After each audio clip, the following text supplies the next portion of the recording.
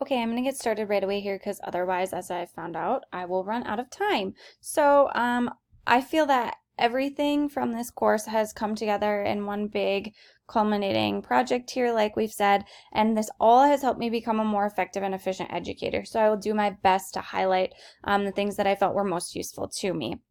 I am going to dive right into the toolkit here. So first here we have this poster that I made of the 16 explicit instruction strategies. I have this posted at the back of my room on my cupboards, as you can see. This is in a great spot because when I'm teaching, that's where I'm facing, so I can always see it when I'm teaching.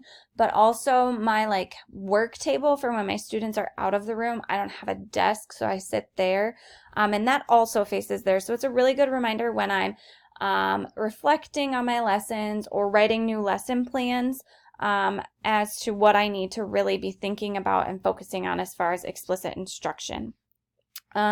Looking at the best instructional practices log here, I felt that this was really, really useful. I have already found myself referring back to it.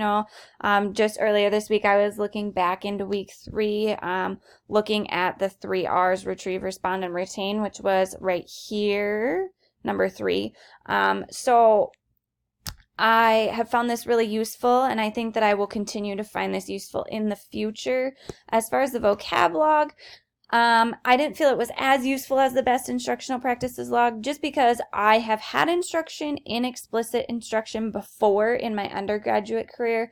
So I felt like I really already had a good handle on a lot of the vocabulary involved here. I did put as much as I could, as I remembered to put in here. Sometimes I was like, oh, I already know what that is. Like I do, we do, you do. I'd already heard of it, but I still put it in here because I think it's really important. So I do see myself using this a ton in the future, and I have shared it with myself on Google Drive so that I have access to it on my school computer as well, so I can check it out while I am there. Something else that I know we didn't have to share in the toolkit, but I found really useful for myself and have continued to find it useful, were the Golden Principles video guides. I think the most useful part for me has been this ongoing focus activities down normally at the end of the guide. Really, I felt that this was kind of summarized my notes and everything Dr. Archer was talking about, and I've referred back to it often. We just filled in blanks here, but I still feel like that was really useful for me. Reminding myself like this every time I choose not to model something, I end up having to model it many times. So really, model it because it saves you time in the long run. Or like looking at this one, to anticipate what might happen, you need to remove it before it occurs. So it's really just, I felt that this was really useful for me, and I have already found myself coming back and referring to these.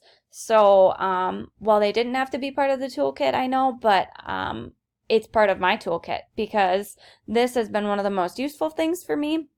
As well as the videos that we watched by Dr. Archer. So I really felt that was so useful. So useful for me. Looking at my list of active participation strategies here, I chose not to put them on like note cards and make them into a ring. Perhaps in the future I might do that, and I might add more to it as I think about them or go looking for them again. But thinking right now, I felt that think, pair, share, look, lean, whisper, anticipate and remove, I do it, we do it, you do it, perky, not pokey, walk around, look around, talk around, avoid the void for they will fill it, and what you expect equals what you get. I really felt that those were the most useful strategies for me at this time and really important ones for me to remember. So this is printed actually already and hanging in my classroom on my whiteboard, which is right by my teaching table, and also typically, where I stand when I'm teaching facing my students. So I think these are really good strategies to remember. I like how we had to talk about when to use them and the steps to remember. I think that this will be useful for not only myself, but other teachers that may enter my room in the future. My mentor actually has already looked at it and went, wow, I think that's really useful. We should talk about it sometime. So that has actually been really cool to see that she already wants to know what it's about and she wants to use it as well. I would like to show some of my teacher's manual pictures. So this is from our 5th grade Ready Gen reading curriculum here. This is a Pearson textbook. I don't necessarily use this word for word. So the lessons in here are not lessons I use word for word because I pull in elements from the Gen Ed curriculum, which is this.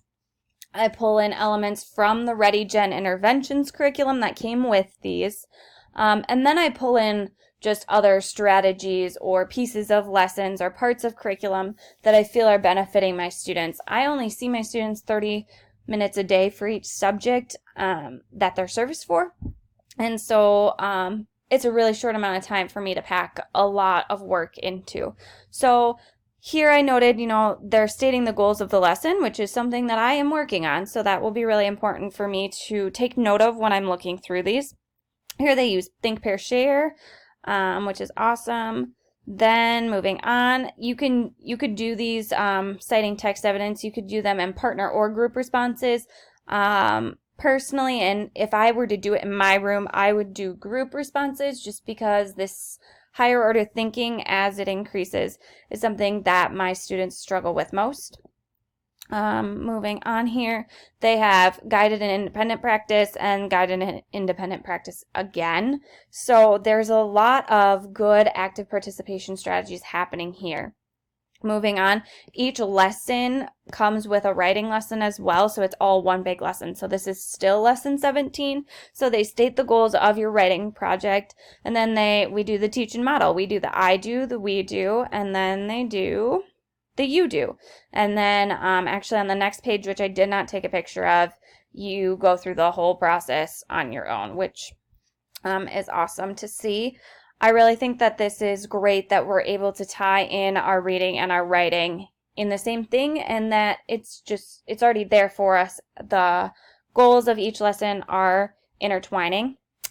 So I really do think that ReadyGen does a pretty good job of using active participation strategies, and then the more that we as teachers know about them and can implement them, like the partner strategies and everything, and active responses, using the verbal, the written, and the action responses, I think that just increases our success and makes this curriculum even better for our students. Let's see, I would like to share about my successes and challenges. So I have some notes here for myself. So really, some challenges have been to remember to implement these things because I just get so in the groove and I kind of forget, but that poster has been a great reminder for me. Teaching new strategies, because oftentimes I get going and I'm like, well, I don't have time for that today. I really need to get to this comprehension passage or whatever, but I need to remember that when I take the time to teach them, then I will see the benefits of that. The other thing that's been really difficult for me is concrete examples, having a physical concrete example for my students to hold or see. As our words become more difficult, I feel that they're more abstract and harder to find a concrete example for. So those are things I'd like to improve on. Successes, I've seen increased learning, and that's been mirrored by my gen ed teachers telling me that. I've seen increased participation through verbal and action responses. Really, the action responses have gotten kids involved a lot more. And then I've also just seen more success with my increased varied instructional practices. So I've been trying to implement more action responses because I was using a lot of verbal and quite a bit of written, but action was my weakness. And so I feel that that has been really successful for my students and for myself. I would also like to talk about my partner practice. So the partner practice that I chose to implement was a vocabulary study, and I chose the yes, no, why activity, and that has been really huge for my students. The general ed teachers that I work with have reported that since I started implementing this routine, my students have retained more information related to the vocabulary words than they had before. So that has been really cool to see. Some of my sources for all of this, I had my Ready Gen curriculum that I showed you earlier. We had the Dr. Archer videos, the handouts, and then our explicit instruction textbook. And I feel that all of these things combined are really just helping to make me a more effective and efficient educator. And I'm excited to continue to improve on all of my goals and work with my mentor to help make sure that I'm implementing these explicit instruction strategies in the future.